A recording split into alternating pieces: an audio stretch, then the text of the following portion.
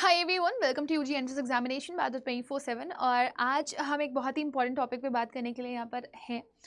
काफ़ी सारे बच्चों के मैसेजेस आ रहे थे क्योंकि ऑब्वियसली अक्टूबर शुरू हो गया और कहीं ना कहीं आप लोग बहुत ज़्यादा कंसर्न हो गए इस चीज़ को लेकर के कि मैम अब हमें अपनी प्रेपरेशन स्टार्ट करनी है अपने जूनियर्स से सुन करके, राइट? या फिर कुछ ऐसे भी बच्चे होंगे आप में से जो ड्रॉपर्स होंगे, तो कहीं ना कहीं आप लोग के दिमाग में ख्याल होगा बस बहुत हो गया, एक साल वेस्ट कर लिया या हमें आगे वेस्ट नहीं करना है, तो हमें अपनी प्रेपरेशन अभी से ही स्टार्ट कर देनी चाहिए।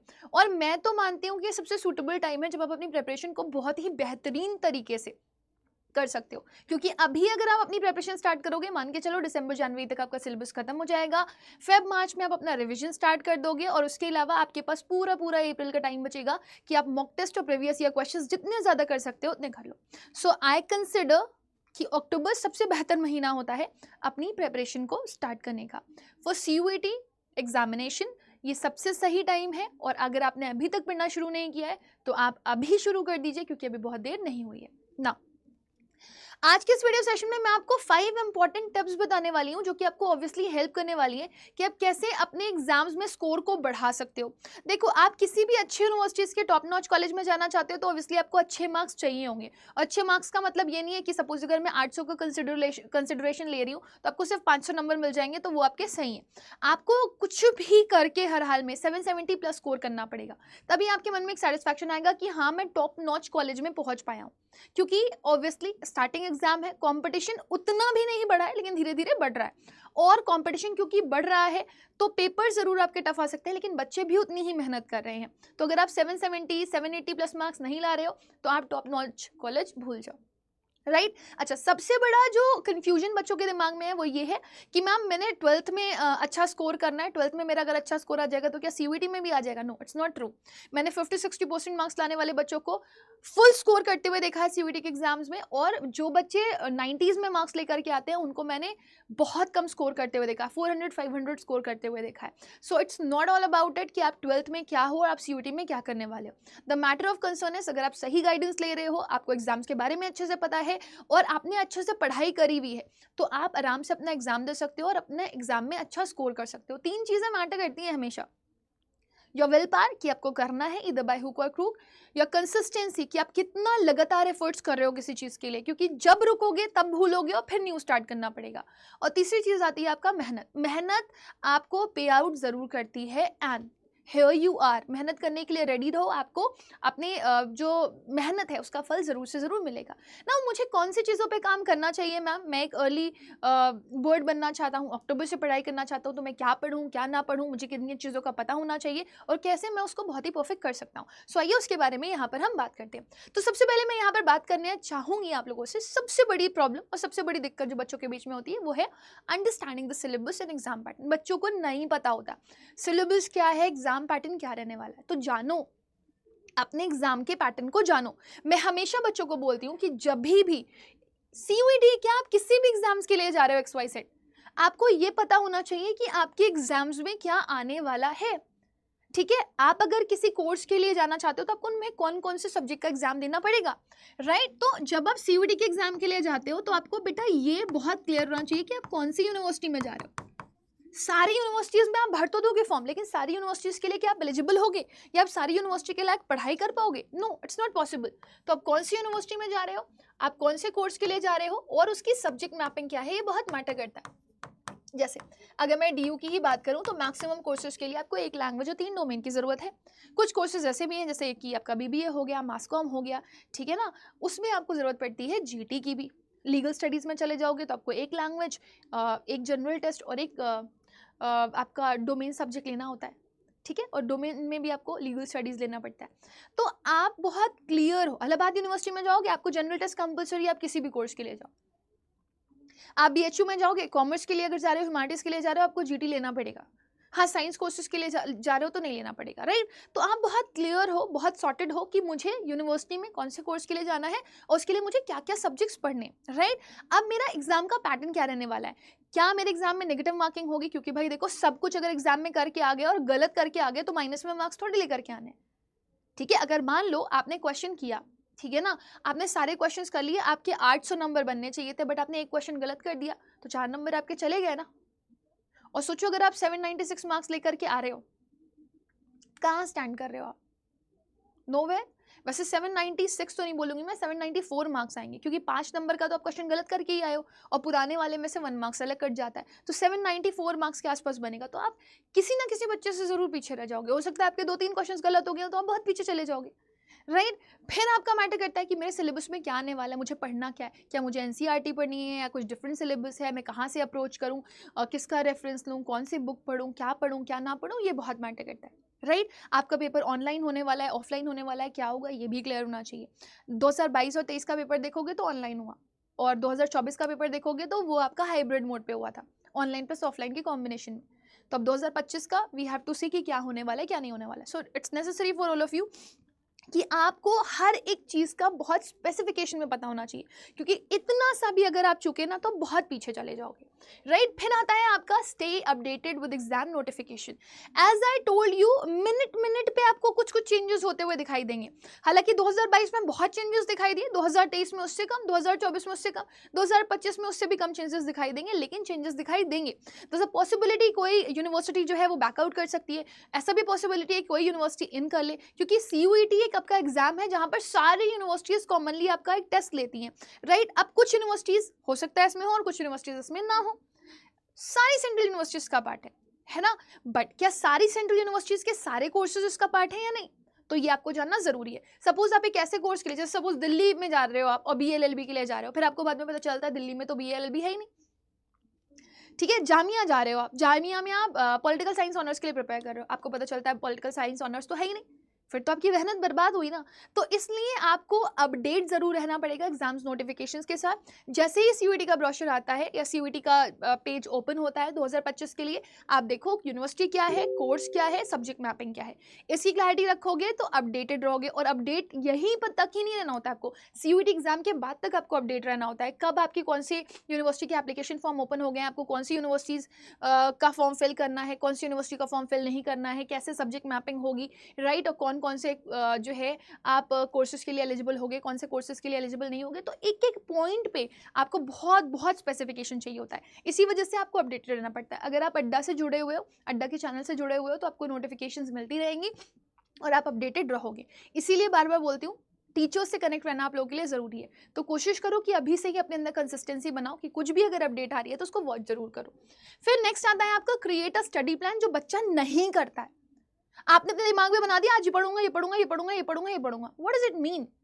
आपको कितना आप अपने दिमाग में स्टोर कर सकते हो। अच्छे से अच्छा बच्चा हो, दिमाग में जितने भी प्लान बना ले कुछ ना कुछ चूक जाता है। एक अच्छा बच्चा, एक टॉपर का हमेशा स्टडी प्लान तैयार रहता है। आपका स्टडी प्लान बहुत क्लियर होना चाहिए। आपके पास पूरे वीक का प्लान होना चाहिए। सबसे पहले आपके पास मंथ का प्लान होना चाहिए, कितने महीने में मैं अपना कोर्स कंप्लीट कर लूंगा। जैसे मैंने कहा जनवरी तक हर हाल में आपको अपना कोर्स कंप्लीट करना है। अब उसमें अपने आपको वीकली टारगेट्स दो। अगर आपको जनवरी तक सिलेबस कंप्लीट करना है तो वीकली टारगेट दो। मंडे से लेकर के सैटरडे तक आपके पास पूरा शेड्यूल तैयार होना चाहिए कि आप क्या पढ़ोगे, कब पढ़ोगे, किस टाइम पढ़ोगे। और सिर्फ इतना ही नहीं, इसके लिए आपका टाइम स्लॉट भी तैयार होना चाहिए। आपने पूरे दिन के टाइम स्लॉट में एक टाइम स्लॉट ऐसा जरूर रखो जब आप प्रैक्टिस क्वेश्चंस कर पाओ। और जब आपका 50% सिलेबस तैयार हो जाए ना, खत्म हो जाए, तब आप कोशिश करो कि आप प्रीवियस ईयर क्वेश्चंस और मॉक टेस्ट करो, क्योंकि वो आपको काफ़ी हेल्प करने वाले हैं आपके एग्जाम्स में। तो और जब आप कर चुके हो अपनी पढ़ाई, सपोज अगर आपने मंडे का प्लान बनाया था और आपने फर्स्ट स्लॉट में लिखा हुआ था कि मैं केमिस्ट्री पढ़ूंगा, तो आपका अगर केमिस्ट्री का स्लॉट आपने तैयार किया था वो हो गया तो उस पर टिक लगा दो। आपने 4 चीज़ें प्लान करी थी, 3 चीज़ें हो गई, चौथी चीज़ बच गई, कोशिश करो उसको एक्स्ट्रा में निपटाओ अगले दिन हर हाल में। तो आपके पास जब प्लान होगा, आप स्पेसिफिक होगे और आप अपने टास्क कंप्लीट कर रहे होगे। प्लान नहीं होंगे तो टास्क कंप्लीट नहीं होंगे बेटा। नेक्स्ट आता है practice with previous year questions. क्यों प्रीवियस ईयर क्वेश्चंस करो? एग्जाम पैटर्न को समझना है ना, क्वेश्चन कैसे आ रहे हैं, डिफिकल्ट आ रहे हैं, इजी आ रहे हैं, मैं कर पाऊंगा या नहीं कर पाऊंगा, कॉन्फिडेंस गेन करना है, सब कहाँ से आएगा? प्रीवियस ईयर क्वेश्चन से आएगा। प्रीवियस ईयर क्वेश्चन को भी आप इस तरह से मत दो कि सीधे सीधे क्वेश्चन कर लिए, हो गए नहीं हो गए, एनालिसिस करके करो।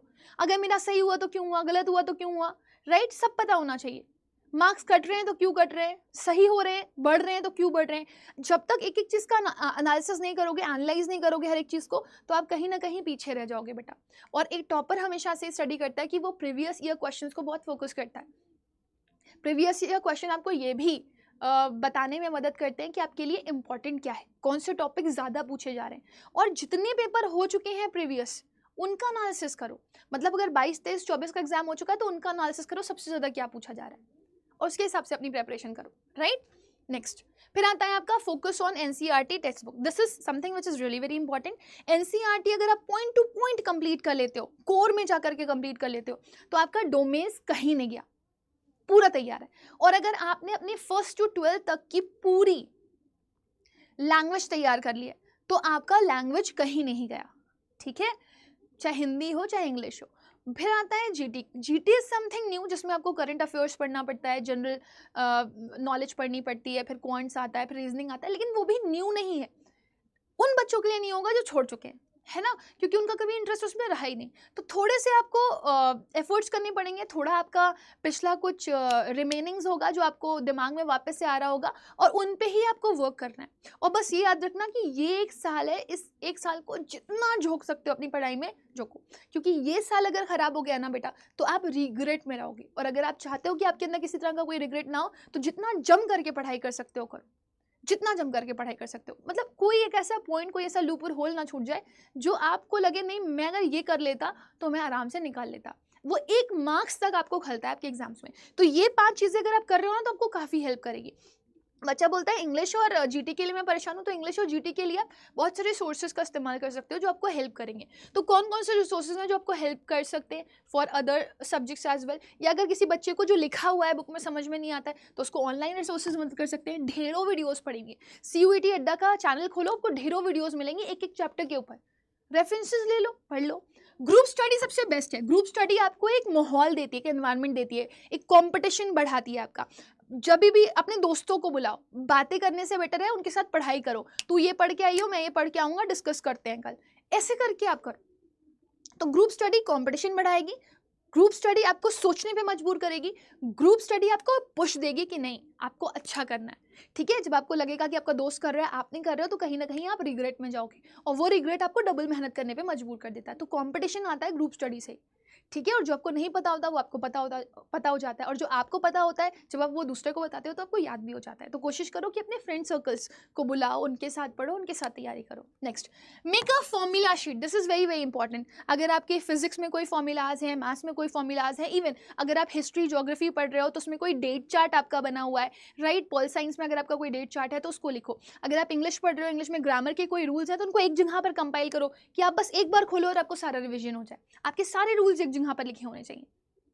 समझ आ रही है मेरी बात। अगर आप मैथ्स में क्वांट्स पढ़ रहे हो, रीजनिंग का कोई रूल पढ़ रहे हो, तो एक छोटी सी बुकलेट बना लो, बहुत छोटी, जिसको आप मतलब संडे को लेकर के बैठ जाओगे और रिविजन करना है। बस ये दिमाग में रहना है कि जितना मैंने पढ़ लिया उसके छोटे से रूल सारे के सारे आप लोग क्या कर रहे हो, रिवाइज कर रहे हो। तो वो आपके दिमाग में स्टोर होते जाएंगे। Revision will give you speed, revise regularly. तो जब आपका वो बन जाएगा ना एक नोटबुक, जिसमें आपका फॉर्मूला शीट, डेट शीट आपका तैयार हो रहा है, या ग्रामर रूल शीट तैयार हो रही है, विकैप शीट तैयार हो रही है, तो उसको आप रिवाइज कर पाओगे। और रिवाइज अगर रेगुलर मैनर में कर रहे हो ना, आपने डिसाइड कर लिया 15 दिन बाद मैं रिवीजन करूंगा, 20 दिन बाद मैं रिवीजन करूंगा, एक टाइम सेट कर लो, मैं रिवीजन इस टाइम पे करूंगा। तो रिवीजन आपको कभी भूलने नहीं देगा पुरानी चीज़ें। बच्चे बोलते हैं मैं पढ़ रहा हूँ, जैसे सपोज अगर मैंने अक्टूबर में शुरू किया, दिसंबर तक पहुंचा, तो अक्टूबर वाला भूल गया। क्यों भूल रहे हो? क्योंकि रिवीजन नहीं कर रहे हो। सो रिवीजन तो करना पड़ेगा ना। And the next part is focus important topics. As I told you, previous year questions करोगे, मॉक टेस्ट करोगे, तो आपको पता चलेगा ज्यादा कौन से टॉपिक से क्वेश्चंस आते हैं। उनको इतना तैयार कर लो, इतना 100% तैयार कर लो कि अगर उनमें से कोई क्वेश्चन आ जाए ना, तो आपको कोई भी ना हरा पाए। मतलब वो एक क्वेश्चन आप मिस ना करो। Getting my point? सो ये सारी चीज़ें अगर आपको करनी है बेटा, तो उसके लिए आपको ढेर सारी एफर्ट्स करनी पड़ेगी, ढेर सारी मेहनत करनी पड़ेगी, और अपने टाइम को मैनेज करना पड़ेगा। बिना टाइम मैनेजमेंट के ये सारी चीज़ें बिल्कुल भी पॉसिबल नहीं है, आप सफ़र करोगे, ठीक है। हाँ, बहुत सारे ऐसे बच्चे हैं जो ये सोचते हैं कि मैम मेरे को नहीं समझ में आ रहा, मैं कैसे अपना प्लान बनाऊँ, कहाँ से मैं प्रीवियस ईयर क्वेश्चंस लाऊं, मॉक टेस्ट करूं, कहाँ से मैं प्रैक्टिस अपनी इंक्रीज करूं। तो अगर आप किसी ऐसे प्लेटफॉर्म को सर्च करो जहाँ पर सब कुछ आपको कॉम्बिनेशन में मिल जाए, तो आपके लिए अड्डा 24/7 से बेटर कुछ हो ही नहीं सकता। अड्डा आपको प्रोवाइड करता है बहुत सारी अपॉर्चुनिटीज। यू हैव उड़ान 3.0 बैच, जिसमें आपको साइंस का बैच मिल रहा है, कॉमर्स का मिल रहा है, आर्ट्स का मिल रहा है, और इवन लैंग्वेज जीटी का भी मिल रहा है, जो सिर्फ लैंग्वेज जीटी पढ़ना चाहते हैं, राइट। ह्यूमैनिटीज़ में आपको सारे सब्जेक्ट्स मिल जाते हैं लैंग्वेज जीटी के साथ, साइंस में आपको सारे सब्जेक्ट मिल जाते हैं पीसीएम पीसीबी के साथ, कॉमर्स में आपको सारे सब्जेक्ट्स मिल जाते हैं लैंग्वेज जीटी के साथ, राइट। सिमिलरली अगर कोई बच्चा चाहता है कि नहीं मैं हो सकता है कभी कभी मेरी कंसिस्टेंसी छूट जाती है और मैं चाहता हूँ मैं जब आऊँ तब मेरे को लाइव क्लासेस में पढ़ने के लिए मिले, तो उनके लिए है महापैक। महापैक भी बुक के साथ और बुक के बिना भी आपको मिल जाता है। तो बुक अगर आपको आई में कुछ प्रॉब्लम है या आपको पीडीएफ में पढ़ने में कंफर्टेबल नहीं होता, तो आप बुक के साथ वाला महापैक भी ले सकते हो। अगर आप देखोगे तो कॉस्ट में डिफरेंसेस नहीं है, ये 5,999 का है, ठीक है ना। और अगर आप ये देखोगे तो ये आपका 8,999 का है बुक्स के साथ। तो बुक्स के साथ में आपका बहुत ज़्यादा अगर आप डिफरेंस देखोगे तो कितने का आ रहा है, आई थिंक 2,000 का, 3,000 का, 3,000 का। So there is a difference of 3,000, just 3,000। तो अगर आप ये सब करना चाहते हो, कैसे कर सकते हो? आपको प्रीवियस ईयर क्वेश्चंस चाहिए, आपको मॉक टेस्ट चाहिए, आपको ई बुक्स चाहिए, आपको बुक चाहिए, आपको ये पूरा पूरा बैच चाहिए जिसमें आपको टेस्ट सीरीज और ई बुक्स सब कुछ मिल जाए, तो आप अड्डा के स्टोर पर जाओ भाई, मैं सब दिखा देती हूँ आपको। तो अड्डा का स्टोर विल हेल्प यू आपकी प्रेपरेशन के लिए। ये देखो, अड्डा के स्टोर पे गए, ऑल कोर्सेज पे जाओ। जैसे ही आप ऑल कोर्सेज पे जाओगे ना बेटा, वैसे ही आपको यहाँ पर यूजीपीजी का सेक्शन दिखाई देगा, दिख रहा है? यूजीपीजी के सेक्शन पे जाओगे तो आपको महापैक, साइंस, कॉमर्स, आर्ट्स और ह्यूमैनिटीज, लैंग्वेज यूटी के साथ सब कुछ दिख रहा है। किसी भी फील्ड स्ट्रीम पे चले जाओ आप, कॉमर्स, साइंस, किसी पे भी, यहाँ पे लाइव क्लासेस लिखा है, पूरा बैच है जिसमें आपको ई बुक्स और मॉक टेस्ट साथ में मिल जाएंगे। ये देखो, टेस्ट सीरीज ही आपके मॉक टेस्ट है। अगर सिर्फ टेस्ट सीरीज खरीदना चाहते हो वो भी है। हाइब्रिड मोड की भी टेस्ट सीरीज है, मतलब आपको अगर पेपर ऑफलाइन आता है ना तो OMR शीट वाला भी पेपर मिल जाएगा, ठीक है ना। अगर आप सिर्फ वीडियो बैच के लिए जाना चाहते हो कम कॉस्ट में, तो वो भी आपके पास अवेलेबल है ना। यहाँ तक कि अगर आप बुक्स के लिए जाना चाहते हो या फिर आप ये क्या हो गया, ये देखो, आप बुक्स के लिए जाना चाहते हो तो वो आपको नीचे मिल जाएंगे। देखो, ये ई बुक्स हैं पीडीएफ फॉर्म्स में, टेस्ट सीरीज थी, ये ई बुक्स हैं और ये हार्ड कॉपीज ऑफ बुक्स हैं। तो दो जो चाहिए वो अवेलेबल है, एवरीथिंग इज अवेलेबल। आपको बस करना क्या है, अभी जैसे रिसेंट में एक बैच शुरू होने वाला है उड़ान, तो उड़ान आपको कब से मिल रहा है, देखो 10 अक्टूबर से ये शुरू हो रहा है। तो एकदम स्क्रैच से प्रिपरेशन कर दो। आपको इसमें लाइव सेशंस, ठीक है, recorded sessions, doubt sessions, counselling sessions, teachers handwritten PDF note, daily practice papers, mock test, ebook, सब कुछ मिल जाएगा विद इन 5,999। और अगर आपको डिस्काउंट चाहिए, you can use the code, you can even share it with your friends as well. आप अपने दोस्तों के साथ भी इसको शेयर कर सकते हो। The code is Y484, Y484 is the code. इससे आपको मैक्सिमम डिस्काउंट मिल जाएगा। सेम कोड आप महापैक पे यूज़ कर सकते हो, सेम कोड आप यूज़ कर सकते हो बुक्स पे, टेस्ट सीरीज पे, जहाँ यूज़ करना हो कर लो। Y484 इज द कोड, आपको ये मैक्सिमम डिस्काउंट दिला देगा। देख लो, आपको 30%, 27% ऑफ था, 3% एक्स्ट्रा मिल गया, 30% ऑफ मिल रहा है। हाँ, अगर आप इसको अड्डा की ऐप डाउनलोड करके अड्डा के स्टोर से खरीदते हो तो आपको 1% एक्स्ट्रा मिल जाता है, जहाँ पर आपको कॉइन्स यूज़ करने का मौका मिलता है। So go and use it. Okay, now let me just end with the session. हाँ, अगर आपको लग रहा है कि कोई डाउट आपके मन में रह गया है या कुछ पूछना चाहते हो आप, तो आप वो मुझसे after the video comment section में पूछ सकते हो। So now let me end with this, will meet again, तब तक के लिए bye bye, take care, God bless you all.